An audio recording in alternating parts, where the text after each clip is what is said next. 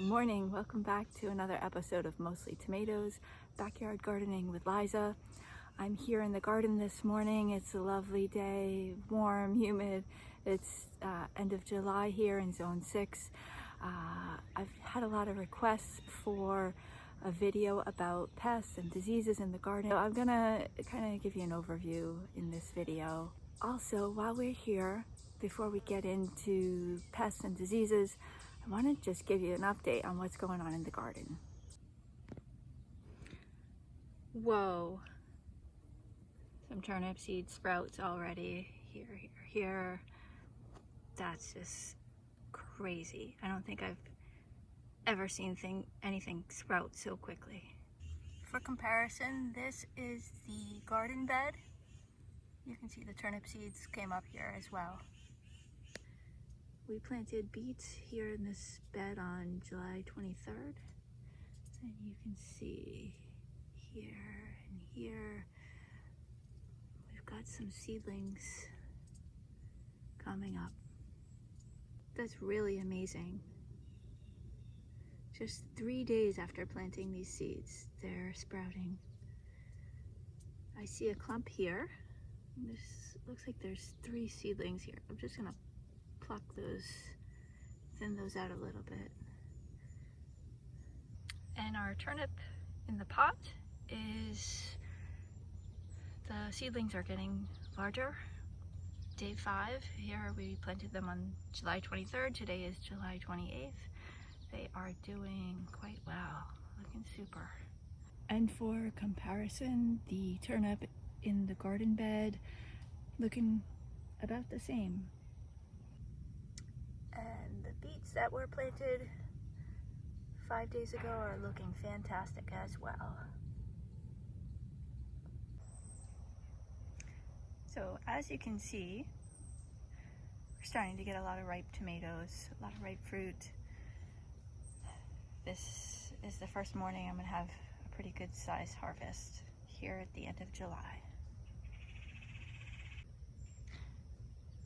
Here's another one, the same variety tomato. It's called Sweet Million. It's very prolific, as you can see. It's one of the varieties that ripens earlier in the season. I think the average date, once you put them in the garden, you're supposed to be able to pick fruit as early as 57 days after putting them into the garden. So these are starting to produce quite well. These Gardener's Delight tomatoes are a little bit larger than the Sweet Million. They take us a little bit longer. I'm starting to get some ripe fruit, but as you can see, not as many ripe fruits as with the Sweet Million. There are a number of common garden diseases and pests that can affect your plants. Thankfully, there are some garden practices you can start that will help prevent many of these things from getting out of control. I will share these a little later in the video. I've included a few examples of these in this video. I'm currently battling with early blight. I've had some trouble with cutworms, tomato hornworms this season. So I will show you a few pictures of these shortly. And then towards the end of the video, I will share some best practices. So here we are at the end of July, Zone 6. This is when I start to get a little bit worried. It's been hot in the 90s, very humid, and that's when fungus, bacteria, all those diseases start setting in. You can see on my leaf here, the edges are turning brown. I'm gonna get rid of that before it gets worse. Just pull that right out of there. You see we have something similar on this leaf here. I'm gonna pull that one off too. This is an example of a leaf that had been damaged by armyworms or cutworms.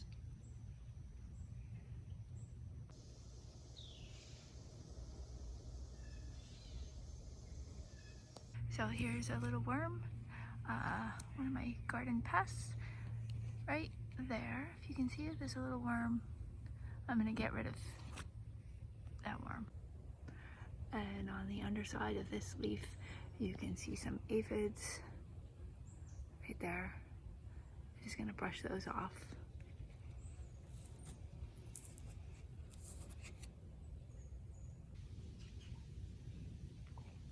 So here's an example of something I found on the back of the kale this morning. I was just harvesting some kale. I turned it over and saw these worms lurking on the backside. So I decided to pick all the kale so they won't spread to the rest of the garden.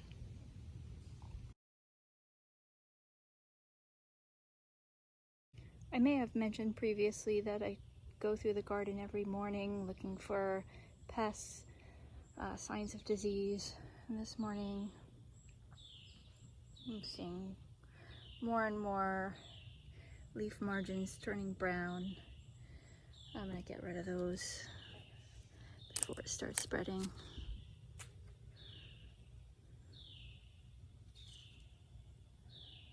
This whole section. I probably shouldn't just pinch this off, but I didn't bring my scissors out to the garden this morning. Just have to be careful.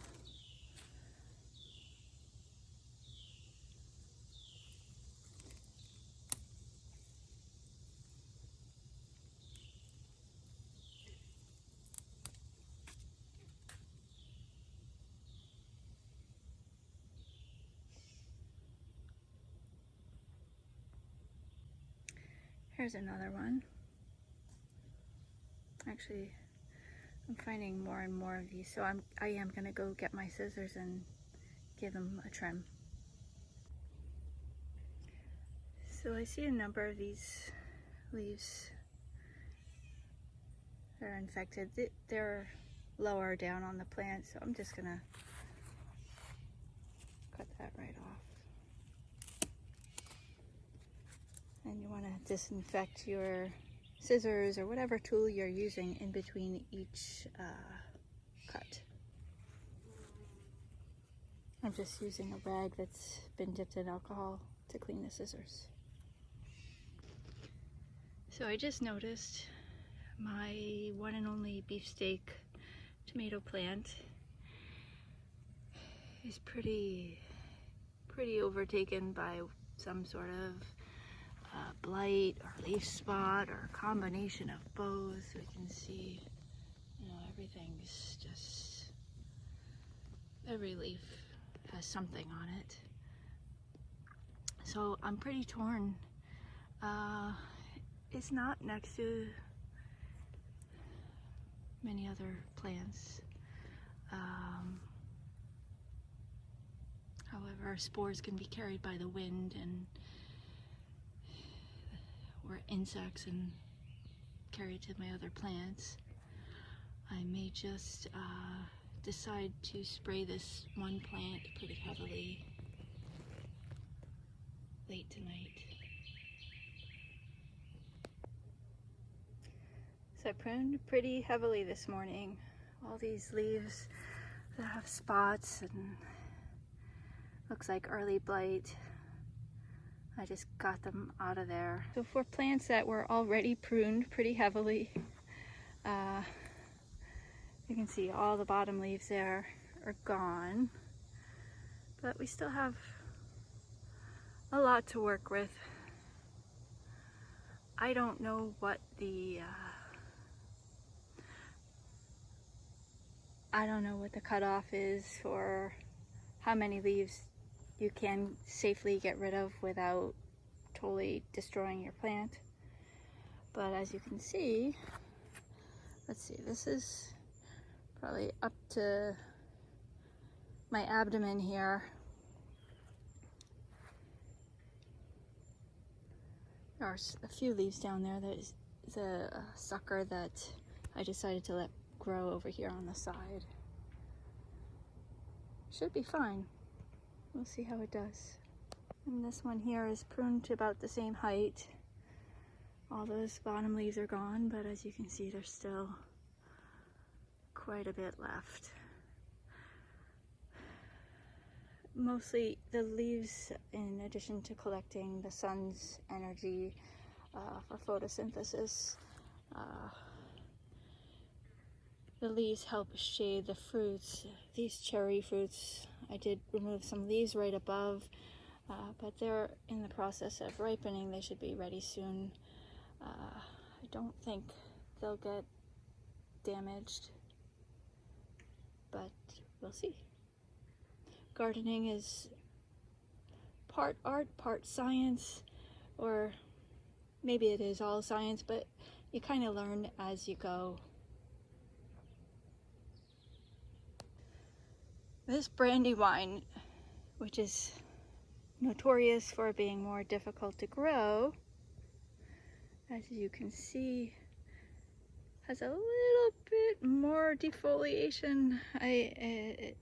It's almost up to my neck. I had to take all those lower leaves off, even some fruits that were damaged. There's a little bit of foliage left here at the top. It's still got a little more room to grow to reach the top of the pole here. It is my first time growing brandywines.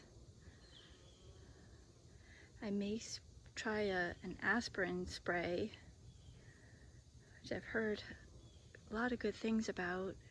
If you dissolve some aspirin in some water, give your plants a spray, it